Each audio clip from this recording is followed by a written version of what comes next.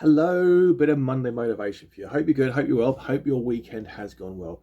But most importantly, I'm going to be starting a new series of blogs, and it's going to be shared amongst my men only group, which is There's No Shame.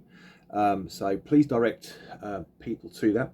It could be your brothers, it could be your cousins, it could be your dads, your granddads, your co workers, anybody that you know is struggling day to day, and I guess falls in that male bracket. But it doesn't necessarily have to be men in your life, because quite obviously mental health accounts for anybody, young or old, rich or poor, black or white, male or female, whatever colour, race, creed or gender you are. But obviously men do have a problem opening up and talking about it, and what I felt was really crucial, especially at this time of COVID and the whole coming out of it now and potentially returning back to some degree of normality. I know for myself today, our 8-year-old went to school, year 3, just for 4 days, and he starts today, and it was very, very challenging for me to hand over somebody so precious to me at that school gate, thinking, well, is he a guinea pig for society? And he was worried. He wasn't fully equipped for the whole going back to school thing. So there's so many pressures that we're facing, and as a man, as a dad, that's something that's so special to you. You want to nurture, you want to hold, you want to protect, and it's not only challenging personally, but on a professional level. If you're going back to the workplace after having time off, or if you've been in furlough or whatever it might be, or your business is struggling, or your business is not where it should be, all the pressures. So what I felt was really important was every day this week, 1 o'clock, I'll be putting out a video, and that's only 2 to 3 minutes every day.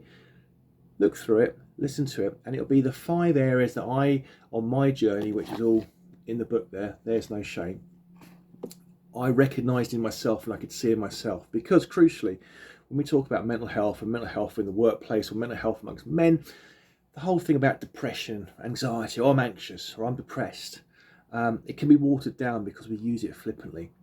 And for me, for a long time, I questioned myself: was I depressed? Was I clinically depressed? Was I suffering from low mood, or were these suicidal thoughts actually suicidal thoughts?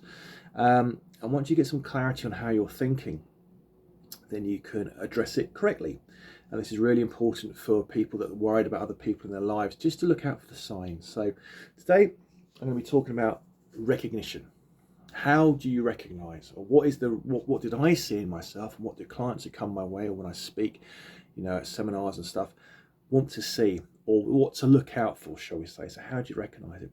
Well, crucially, depression and suicidal thoughts is a very, very powerful emotion that we go through, and it's very much, I liken it to not just wanting to hold your hand up above the parapet, and the world to stop and you play catch up, and all the time you feel like you're basically drowning. You're just trying to hold your head above the water, and it's a constant.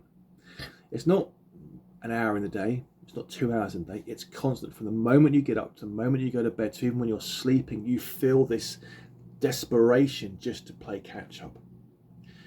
It's also the fear. When you recognize it, you understand there's a fear. There's a fear of just doing the most silly things, like having a conversation, like going through the workplace front door, going on the school run, being seen. There's also the absolute exhaustion. Not physically exhausted, like you've just come out of the gym, or you've done a 10K, whatever it might be, but the constant exhaustion. As if, where is this energy going to come from? I have no energy. I have no reserves left. You are literally just completely and utterly spent. And one thing that I noticed in myself, or you might see in other people, are their thoughts, the way they talk, the way they act, the way they are around other people. Very negative, very aggressive, very confrontational. Or at the same time, they've gone from being a bubbly, chirpy person to somebody who is much of a recluse you don't hear from. And these signs, along with other things, were pretty much pivotal in me understanding that I wasn't just fed up at work. I wasn't being fed up by just been talking to like I was. There was something in here that wasn't working.